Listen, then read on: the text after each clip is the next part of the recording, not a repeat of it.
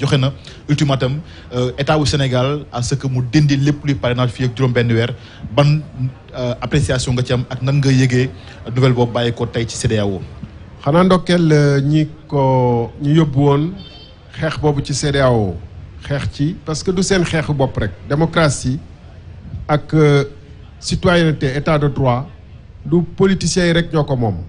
ndax liy yor réew di ko defar wala di ko yàq def naa ni citoyen bu ne am na ci wàll donc ñu ndokkeel ñi nga xam ne ñoom ñoo yóbbu woon xeex bi foofu waaye di wax ni tey jox nañ dëgg ñi nga wax ñu waxoon ni parrainage bi ay gàllankoor la yoo xam ne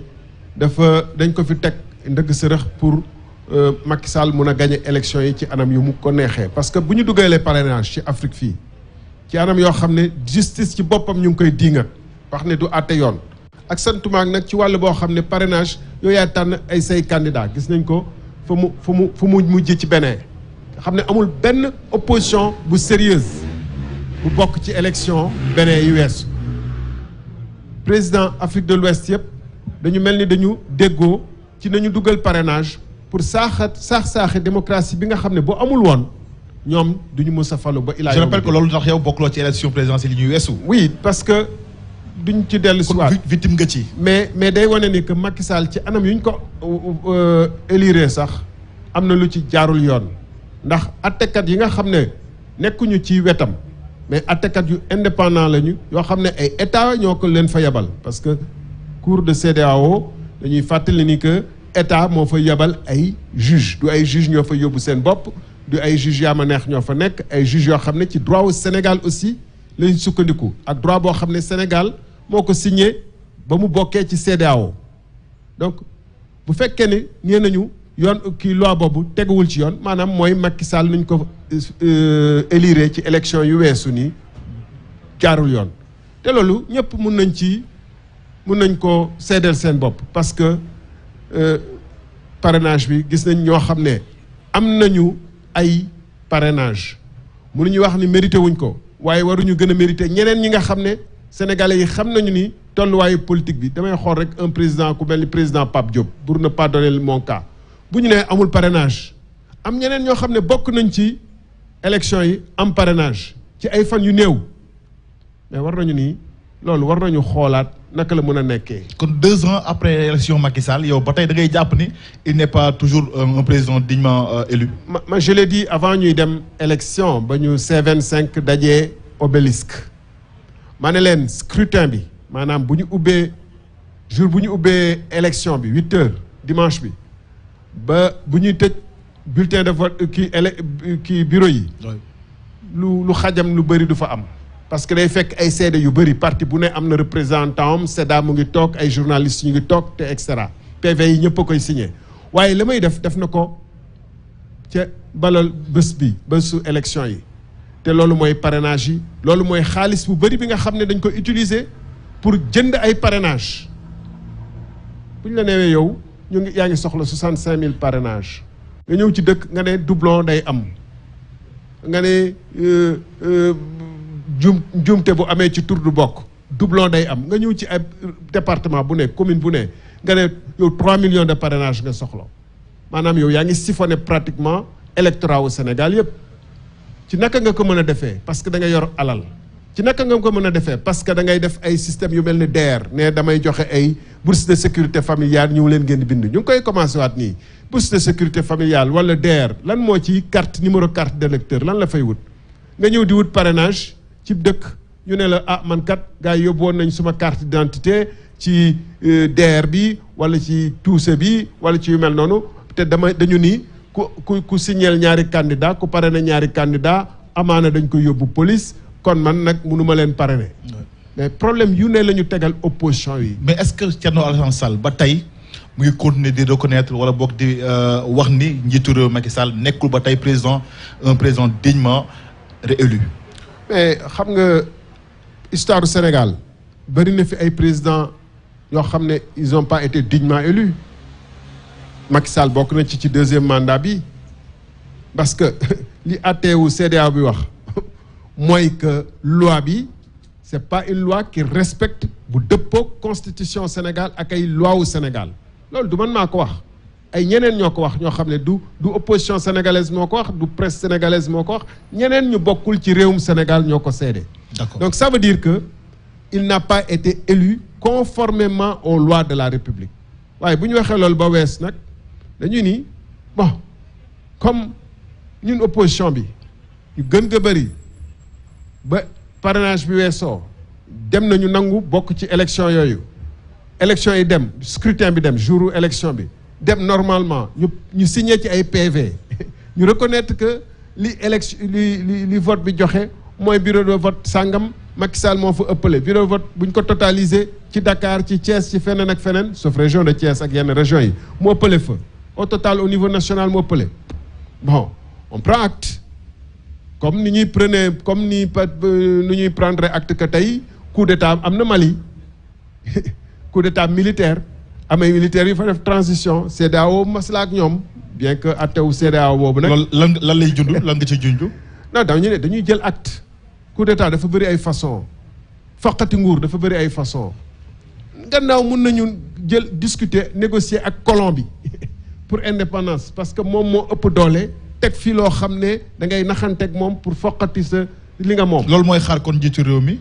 moom la fi def ci élection 2019 maanaam ay pexe yoo xam ne moom la Bénin am moom la feneen am ñoom nangu nañu ñoom ñu jiite réewu Afrique yi ngay def ay pexe pour gagner comme li am Bénin comme li amoon Côte d'Ivoire comme li fi am ay réew yu bëri nangu nañu loolu lu ñu nanguwul mooy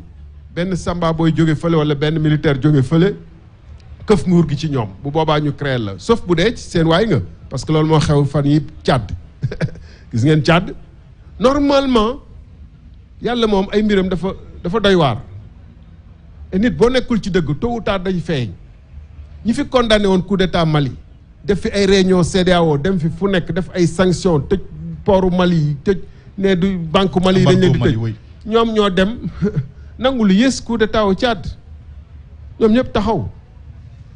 les mêmes le président du Niger bokk na ci ñu nekkoon au Tchad keroog président wu Burkina bokkoon na président France bokkoon na te ñoom ñoo fi bañoon li nga xam ne peuple malien bi moo réclamé na nguuru IBK dakk parce que moom it dafa defoon coup d'état électoral ci élection législative yi donc Afrique moom état de droit ak démocratie ci tur rek lañ ko am nii mais dañuy laaj askanu africain yi peuple africain yi nañu gën a impliqué wu du affaire politique rek fu démocratie amul fu état de droit amul développement mënu fa am. d'accord mais xam nga aujourd'hui yaa ngi koy wax parce que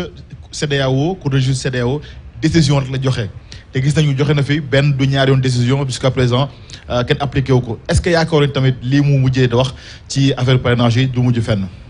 waaw mais du mujj fenn peut-être mais xam nga lan mooy waral justement peuple yi yëngu. li fi amoon au mois de mars bokk na ci li am Tchad fan yi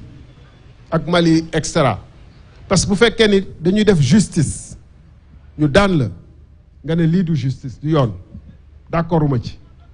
yow sa justice nag di daan ay nit di leen tëj nu mu leen neexee bu boobaa lan mooy des mooy ce n'est plus la loi du droit ce n'est plus un état de droit maanaam du dëkk boo xam ne yoon moo ko yor dëkk la boo xam ne jaay doole moo fa nekk te jaay doole bi ci ñi nga xam ne ñoom ñoo jiite réew mi ñoo koy def parce que bu ñu la daanee ci cour de CEDEAO daan la feneen ak feneen nga ne man d'accorduma ci lu ma neex laay def yor sa justice su xuusmaa ñàpp di ko def loolu lu la neex mais bu boobaa mooy tax révolte populaire yi. d'accord mais justement pratiquement bu amee décision yooyu yéen da ngeen di consommer après mu jeex amul benn acte bu ngeen di posé bu mel ni pratiquement décision yooyu yéen sax bu fekkee ñàkk application wu nguur gi da koy def da ngeen ci ànd sax par rapport ak seen doxalin ni ngeen di doxalee. déet ñàkk ñu ci ànd peut-être que ñu bëri ci citoyens yi ak société civile bi mais ñun parrainage bi ñu taxaw marche ci am ñuy wax ni que y compris parmi la presse am ñuy wax ni non ku mënul am 1% c'est pas la peine muy jéem a wut présidence de la République parce que présidence de la République il faut nga am 50% wala extra fekk ñaar ñoo xam ne dafa wuute am intellectuel yoo xam ne dañ leen pousse ci jéem a défendre l'indéfendable parce que xam nañu lii ndëgg sërëx la parce que conseil constitutionnel bu koy àtte ci wàllu boppam amul benn procédure bu leer bu dëppook yoon bu mu teg parce que je rappelle que code de procédure pénale maanaam ni conseil constitutionnel wala ni justice war a àtte dañ ko war a teg mu leer ñu xam ko mais cour suprême cour constitutionnelle moo toog fële inventer ses propres règles alors que c'est pas le rôle de la cour constitutionnelle de faire le droit d'écrire le droit est le droit maanaam yoon assemblée nationale moo ko war a wooteel loolu tax même code de procédure pénale assemblée nationale daf ko voté ci loi ñoom ñu teg benn système ak informatique boo xam ne lu leen neex def ci biir nit ñi di wax ku mënul am 1% c'est pas la peine muy présenter au présidentiel ñu gis ñoo xam ne bu ñu demoon présidentiel dinañ am peut-être plus de 5-10% ñu recalé leen. kon yaakaar ngeen ne lii mën nañu ko appliquer. dina ko appliquer. non dañu décision là. Macky Sall moom ak droit encore une fois muy du Macky Sall kese président africain yu bëri mais particulièrement Sénégal ak droit nu ko neex la koy appliquer day ne moom la loi c'est moi maanaam man maay yoon lu ma neex mooy yoon ñaata yoon lañ fi dem bu ci mujj mooy affaire faux décret yi décret wu conseil économique et social yi du doon joxe avantage honoraria bi mais dafa leer fës ñu dem conseil cour suprême ñu ne ñu yéen amu leen droit contester la ci nekkul woon lañ ci xamoon ñoom fës nañu ni lii jàpp dëppoowul ak yoon ñu dem rectifier ko ci suuf publier ci journal officiel loolu amul lu ko gën a leer ci affaire pétrole bi dañ ci dellu soit parce que du jeex mukk comme ni gars yi di wax suul gaz du ko tere xeeñ mais loolu ñëpp xam nañu ni que li justice bi àtte non lieu boobu ñu def bu doon beneen justice la du demee noonu parce que du man maa wax du keneen moo wax rapportu inspection générale d'État moom moo wax clairement affaire bi nan la demee ñu daal di koy teg fële France donc bu ñuy wax état de droit fii di wax justice fii dafa amut loolu moom def naa ni Sénégalais yëpp d'accord nañ ci ba moom bokk na ci lii indi woon événement yi weesu parce que c'est un danger la pour république bu fekkente ni citoyens yi nga xam ne ñoom moom réew mi d'abord wóolutuñu institutions yi particulièrement pouvoir judiciaire amuñu fenn fu ñu mun a faj seen naqar ak seeni problème amuñu fenn fu ñu koy jooytoo du assemblée nationale du justice bu boobaa lan moo des comme solution jël ay yet yàgg nañ ko wax nag man waxuma ko léegi dama ko bind ci téere événement yi fi xew dama ko bindoon ci téere wax l'ultime rempart bu fekkee ni réew moo xam ne da ngay nangu ay suufu jàmbur di nangu pétrole jàmbur di nangu alalu jàmbur di def tabaxal nit ñi lu ñu soxlawul di leen bàyyi ci xiif ak ndóol ngeen séddoo réew mi lu ciy des mooy les pilleurs par kalachnikov ou par lance-pierre ou par bâton vont remplacer les pilleurs